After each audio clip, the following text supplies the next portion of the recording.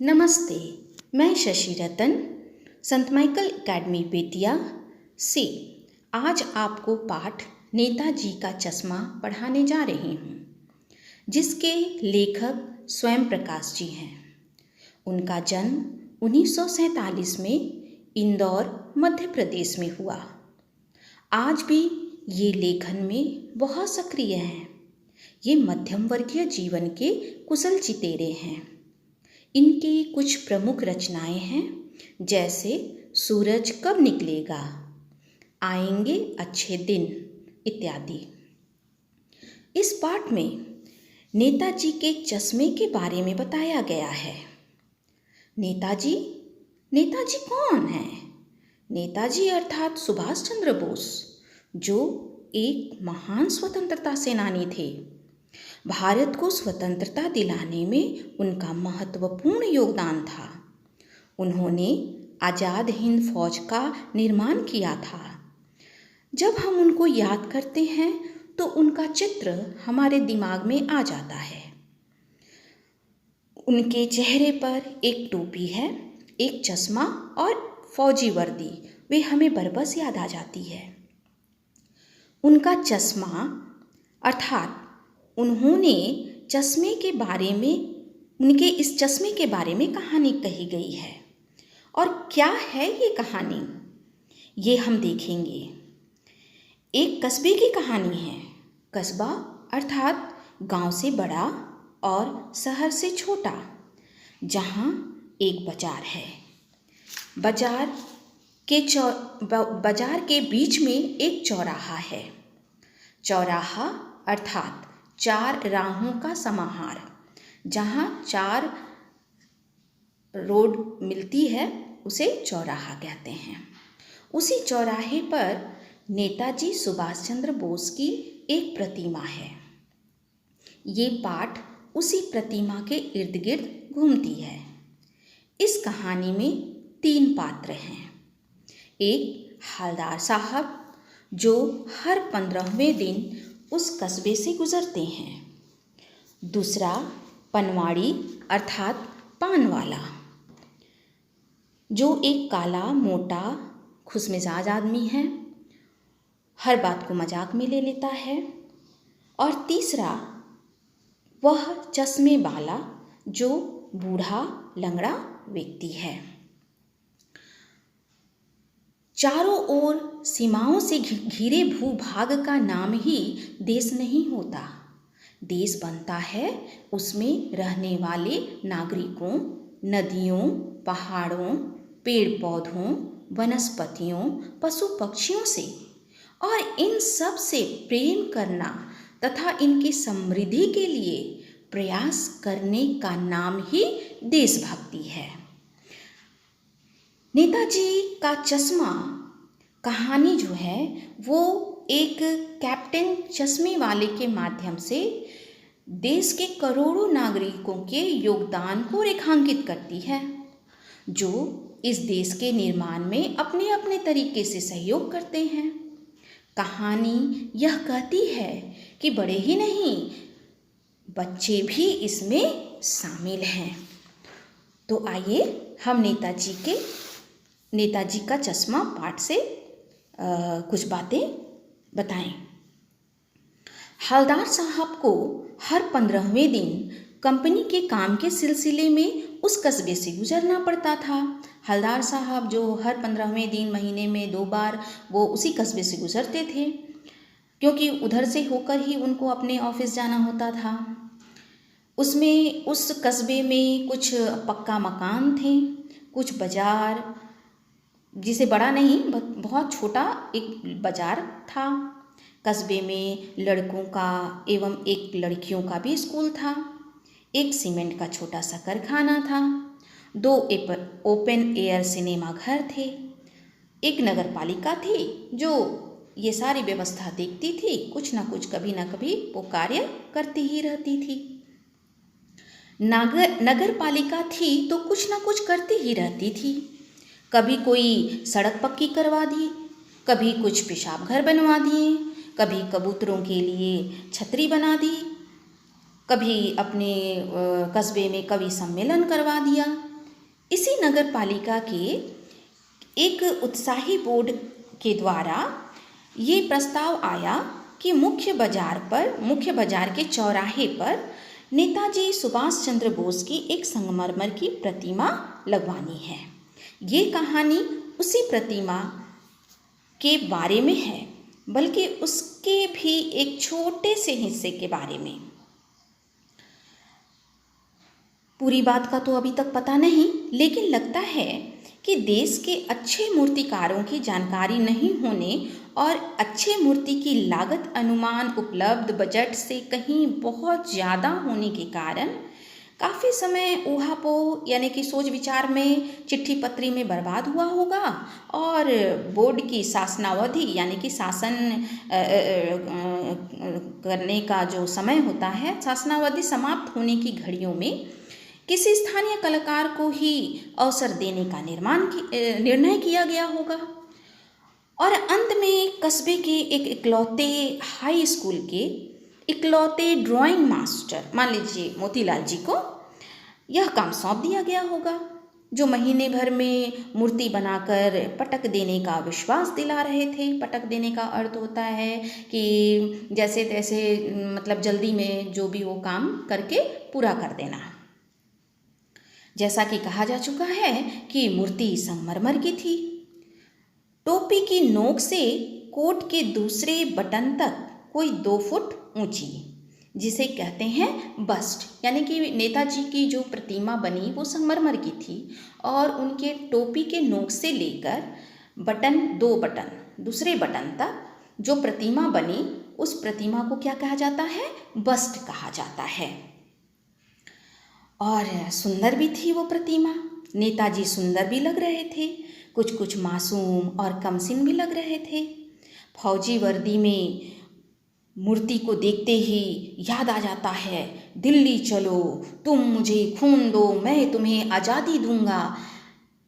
ये सब नेताजी के देश को आज़ादी दिलाने के समय में उन्होंने जो कार्य किया, उस कार्य के समय में उन्होंने ये स्लोगन कहे थे।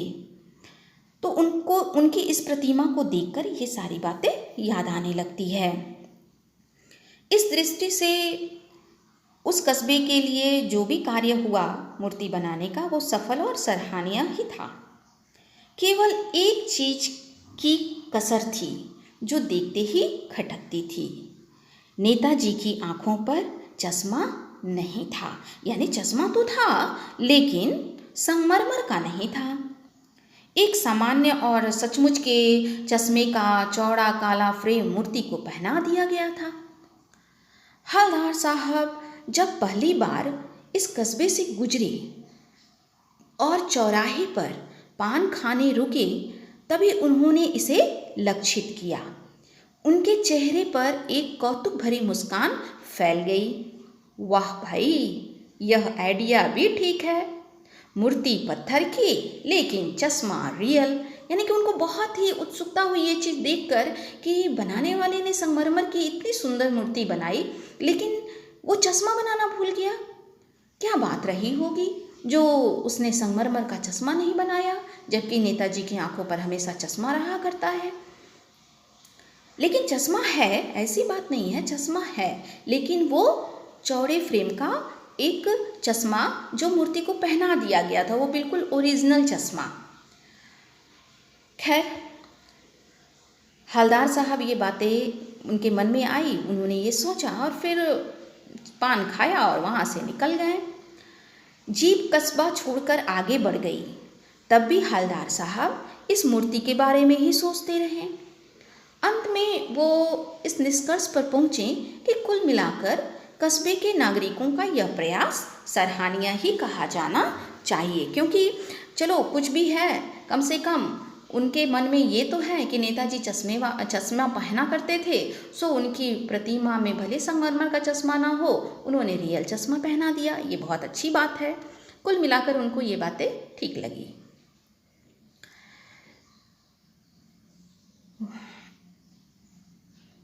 महत्व मूर्ति के रंग रूप या कद का नहीं, उस भावना का है।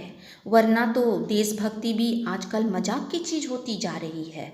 आजकल हम देखते हैं कि देशभक्ति जिसके अंदर है, अगर वो अपनी देशभक्ति कुछ प्रकट भी करता है तो लोग उसको पागल कहते हैं, लोग उसको बेवकूफ़ कहते हैं कि ये पागल है, ये बेवकूफ़ है, ऐसा करके उसका मजाक उड़ाते हैं। तो मुझको लगता है कि इस कस्बे में रहने वाले लोगों के अंदर कहीं ना कहीं तो वो देशभक्ति है कि उन्होंने सुभाष चंद्र बोस की प्रतिमा पर रियल चश्मा ही सही, चश्मा तो पहनाया ही है। दूसरी बार जब हलदार साहब उधर से गुजरे तो उन्हें मूर्ति में कुछ अंतर दिखाई दिया। ध्यान से देखा तो पाया चश्मा दूसरा है। पहले मोटे फ्रेम वाला चौकोर चश्मा था, अब तार के फ्रेम वाला गोल चश्मा है। हलदार साहब का कौतुक और बढ़ा। कौतुक मतलब जिज्ञासा, जानने की इच्छा कि अरे ये कैसे हो गया, तो कौतुक और बढ़ा। फिर वो ये सोचने लगे कि वाह भाई क्या आइडिया है, मूर्ति कपड़े नहीं बदल सकती लेकिन चश्मा तो बदल ही सकती है। उनको ऐसा लगा कि अरे वाह क्या बात है, मूर्ति कपड़े नहीं बदल रही लेकिन चश्मा तो बदल ही सकती है। हलदार साहब की आदत पड़ गई हर बार कस्बे से गुजरते समय चौराहे पर रुकना, पान खाना और मूर्ति को ध्यान से देखना। एक बार जब कौतूहल उनका बहुत ज़्यादा बढ़ गया तो पान वाले से पूछ ही लिया, यानी कि जब भी वो उस रास्ते से गुजरते उनकी नज़र प्रतिमा पर चली जाती, उस चौराहे से गुजरते थे प्रतिमा पर उनकी नज़र पड़ जाती, तो बार बार उनका चश्मा बदला हुआ देखते तो उनके अंदर एक जिज्ञासा हुई ये जानने की कि भाई ऐसा कौन कर रहा है। तो अब उनकी जिज्ञासा बहुत ज़्यादा बढ़ गई तो वो पूछ बैठते हैं कि क्यों भाई क्या बात है, नेताजी का चश्मा हर बार कैसे बदल जाता है। पान वाले के खुद के मुंह में पान ठूसा हुआ था, उसके अपने पान की दुकान, पान हमेशा उसके मुंह में रहता था, वो पान ठूसा हुआ था, पूरा पान चबा रहा था। वह एक काला मोटा और खुश मिजाज आदमी था। हलदार साहब का प्रश्न सुनकर वो आंखों ही आंखों में हंसा, उसकी तोंद भी थिरकी। पीछे घूमकर उसने दुकान के नीचे पान थूका और अपनी लाल काली बत्ती सी दिखाकर बोला, कैप्टन चश्मे वाला करता है। तो हलदार साहब को लगा कि क्या करता है, तो उसने पूछा कि भाई बात कुछ समझ में नहीं आई। चश्मा चेंज कर देता है, पान वाले ने उसे समझाया, चश्मा चेंज कर देता है। ये बात कौन बताया? पान वाले ने बताया। क्या मतलब, क्यों चेंज कर देता है? हलदार साहब अब भी नहीं समझ पाए तो वो पान वाला उसको अपनी भाषा में समझाने की कोशिश करता है कि मान लो कोई गिराक आ गया, समझो गिराक का अर्थ होता है ग्राहक, तो वो अपनी भाषा में बताता है मान लो कोई गिराक आ गया यानी कोई ग्राहक आ गया, उसको चौड़े चौखट चाहिए तो कैप्टन किधर से लाएगा? चौड़े चौखट अर्थात चौड़ा फ्रेम वाला चश्मा अगर कोई ग्राहक आता है और उसको पसंद हो जाता है तो वो उसके पास अगर नहीं है चश्मे वाले के पास, तो वो क्या करता है मूर्ति से वो चश्मा उतार लेता है और ग्राहक को दे देता है और फिर दूसरा चश्मा मूर्ति पर बिठा देता है यानी कि लगा देता है। अब हलदार साहब को बात कुछ समझ में आई।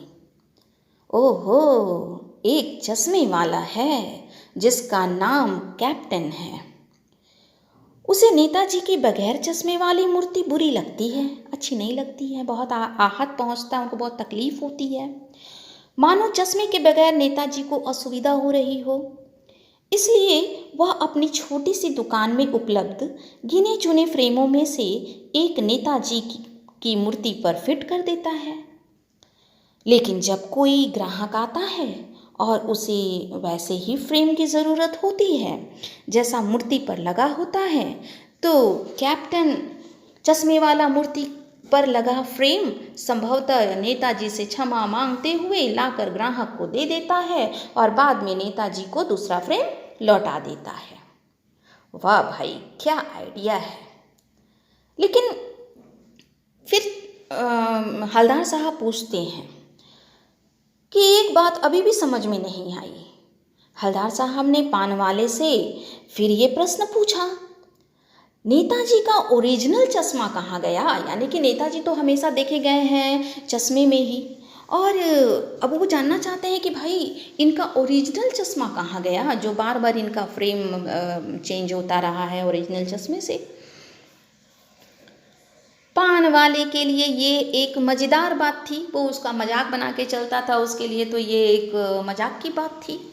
लेकिन हवलदार साहब के लिए ये चकित और द्रवित करने वाली, यानी कि उनको ये बड़ा माने आश्चर्य लग रहा था कि भाई ऐसा कैसे हो सकता है, मूर्ति बनाने वाला इतना बड़ा गलती कैसे कर सकता है। नेताजी हमेशा चश्मा लगाते थे, संगमरमर का चश्मा उन्होंने बनाया नहीं, ऐसे कैसे हो सकता है।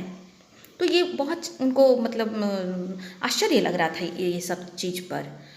यानी वो ठीक ही सोच रहे थे। मूर्ति के नीचे लिखा था मूर्तिकार मास्टर मोतीलाल। वाकई कस्बे का अध्यापक था। बेचारे ने महीने भर में मूर्ति बनाकर पटक देने का वादा कर दिया होगा, बना ली होगी, लेकिन पत्थर में पारदर्शी चश्मा कैसे बनाता, कांच वाला यह तय नहीं कर पाया होगा, या कोशिश की होगी असफल रहा होगा, या बनाते बनाते कुछ और बारीकी के चक्कर में चश्मा टूट गया होगा, या पत्थर का चश्मा अलग से बनाकर फिट किया होगा और वह निकल गया होगा। यानी कि वो अपना आइडिया लगा रहे हैं कि हो सकता है चश्मा तो ज़रूर बनाया होगा, बनाते बनाते बहुत बारीकी के चक्कर में वो टूट गया होगा, या बहुत पारदर्शिता लाते लाते वो चश्मा ठीक नहीं बन पाया होगा। हवलदार साहब को यह सब कुछ बड़ा विचित्र और कौतुक भरा लग रहा था। इन्हीं ख्यालों में खोए खोए पान के पैसे चुकाकर चश्मे वाले की देशभक्ति के समक्ष नतमस्तक होते हुए वो जीप की तरफ चले। फिर रुके, पीछे मुड़े और पान वाले के पास जाकर पूछा, क्या कैप्टन चश्मे वाला नेताजी का साथी है या आज़ाद हिंद फौज का भूतपूर्व सिपाही? यानी वो अब ये जानना चाहते थे कि आखिर चश्मे वाला के अंदर इतनी देशभक्ति है कि हमेशा चश्मा उनसे निकालता है लेकिन फिर बिठा देता है, उनकी आंखों पर वो चश्मा फिर लगा देता है।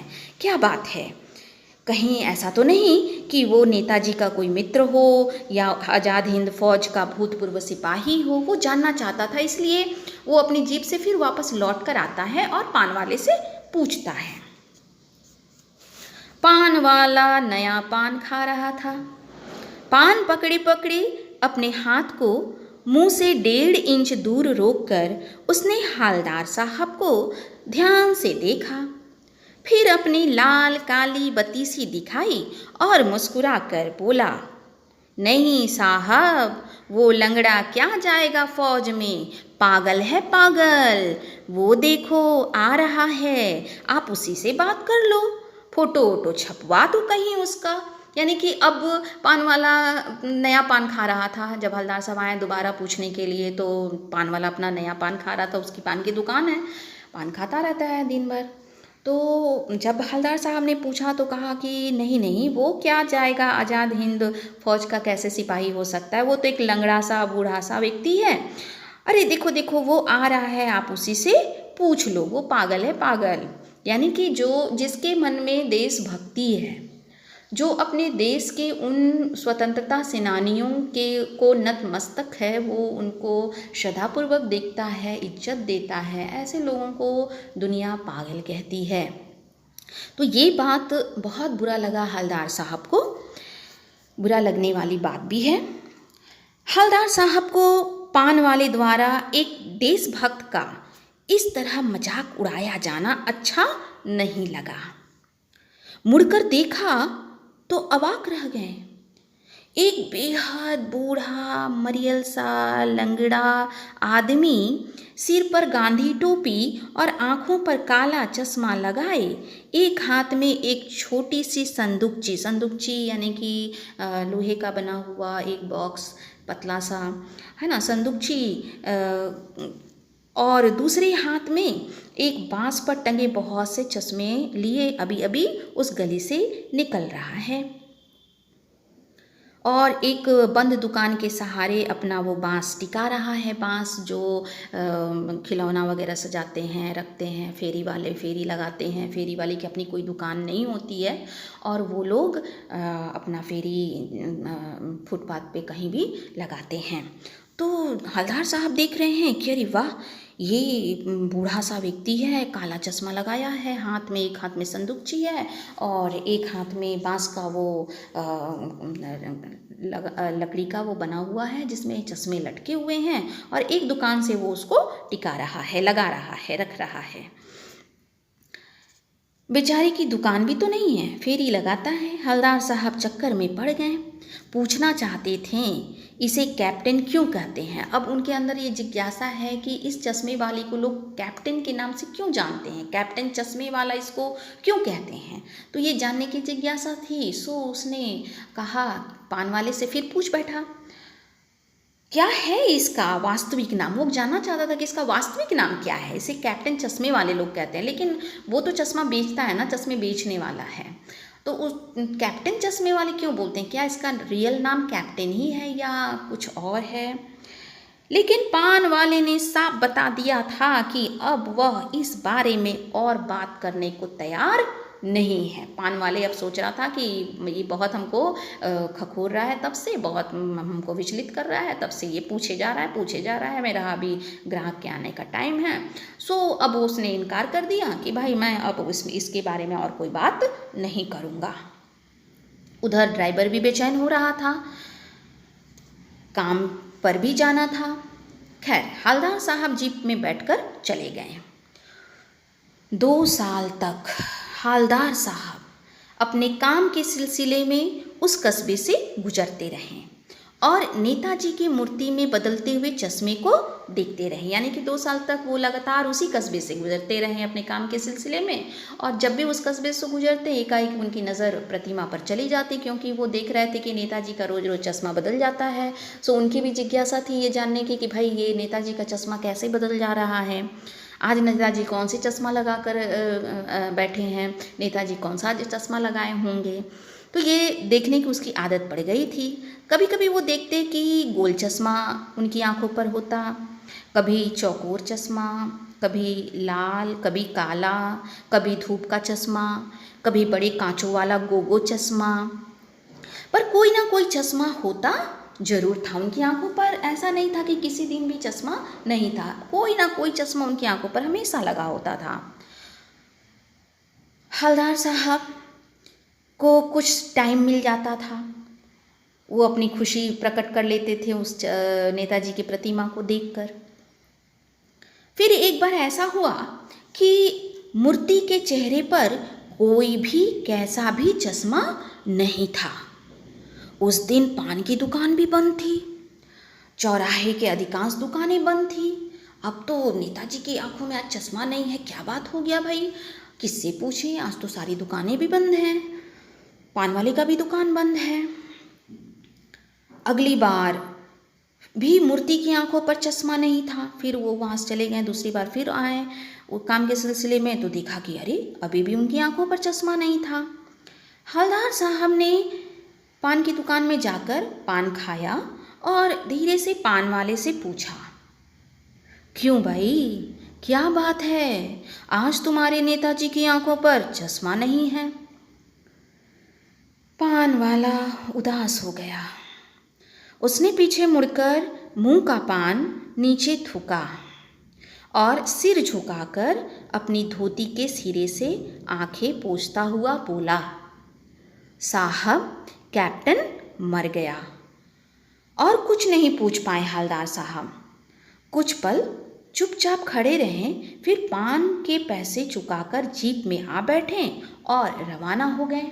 यानी कि जब पान वाले से उन्होंने ये बातें पूछी तो पान वाले ने बड़ी उदास होकर, शायद उनके भी हृदय में ये रहा होगा कि ये इसके अंदर ये देशभक्ति तो है, कम से कम चश्मा लगा दिया करता है, अब पान वाला नहीं है, सॉरी, अब ये कैप्टन नहीं है, मर गया है, तो नेताजी की आंखों पर चश्मा नहीं है।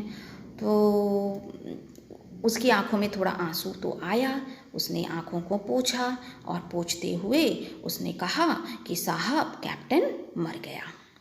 और कुछ नहीं पूछ पाए हवलदार साहब, कुछ पल वहाँ पर चुपचाप खड़े रहे, फिर पान के पैसे चुकाकर जीप में आ बैठे और वहाँ से चले गए। बार बार सोचते, क्या होगा उस कौम का जो अपने देश की खातिर घर गृहस्थी, जवानी, जिंदगी सब कुछ होम देने वालों पर भी हंसती है और अपने लिए बिकने के मौके ढूंढती है।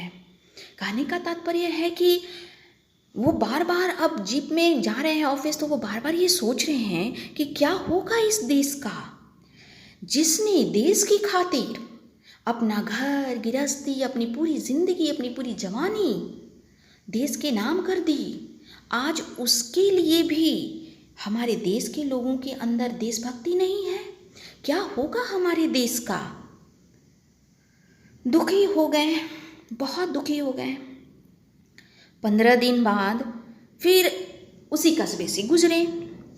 कस्बे में घुसने से पहले ही उन्हें ख्याल आया कि कस्बे की हृदय स्थली पर, यानी कि चौराहे पर, सुभाष की प्रतिमा तो अवश्य ही होगी, लेकिन सुभाष की आंखों पर चश्मा नहीं होगा, क्योंकि मास्टर बनाना भूल गया और कैप्टन मर गया। सोचा आज वहाँ रुकेंगे नहीं, पान भी नहीं खाएंगे, मूर्ति की तरफ देखेंगे भी नहीं और सीधे निकल जाएंगे।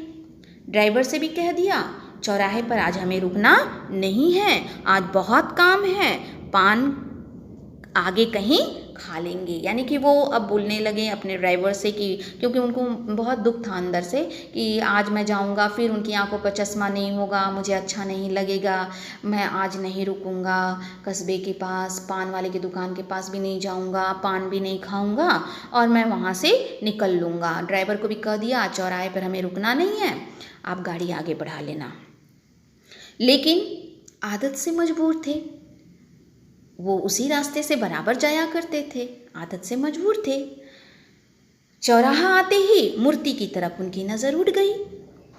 कुछ ऐसा देखा कि चीखे, जोर से चीखे, रुको। यानी कि उन्होंने अपने ड्राइवर को कहा, उस चौराहे पर जैसे ही आए उनकी नज़रें मूर्ति पर चली गई और उन्होंने अपने ड्राइवर को कहा रुको। यानी गाड़ी बहुत स्पीड में थी, गाड़ी रोको। जीप स्पीड में थी, ड्राइवर ने जोर से ब्रेक मार दिया।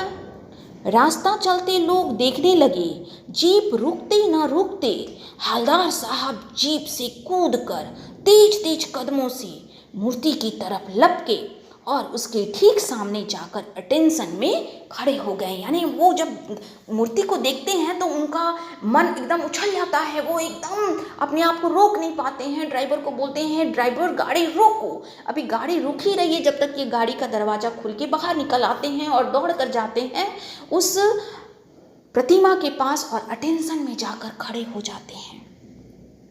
क्यों? क्योंकि मूर्ति की आंखों पर सरकंडे से बना छोटा चश्मा रखा हुआ था, जैसे बच्चे बना लेते हैं। हवलदार साहब भावुक हैं, इतनी सी बात पर उनकी आंखों में आंसू आ जाती है। यानी कि हवलदार साहब जब ये चीज़ देखते हैं कि किस तरह से बच्चों के द्वारा, बच्चे खेल खेल में सरकंडे से बना पत्ता से खिलौना बना लेते हैं, तो उसी का एक चश्मा उन्होंने बना लिया है और प्रतिमा पर लगा दिया है। ये देखकर उनकी आंखों में आंसू आ गया और उन्होंने सोचा कि आज भी बच्चों में कहीं ना कहीं देशभक्ति है। कल हमारे देश में ऐसा नहीं है कि एक भी देशभक्त न मिले। हमारे आने वाले पीढ़ी यही बच्चे हैं और बच्चों के द्वारा ये जो चश्मा लगाने का उनकी प्रतिमा पर आइडिया आया, ये देशभक्ति की निशानी है। तो इस पाठ के अंतर्गत हम लोगों ने देखा कि किस तरह से स्वयं प्रकाश जी ने देशभक्ति से भरा ये बातें हम लोगों को बताई।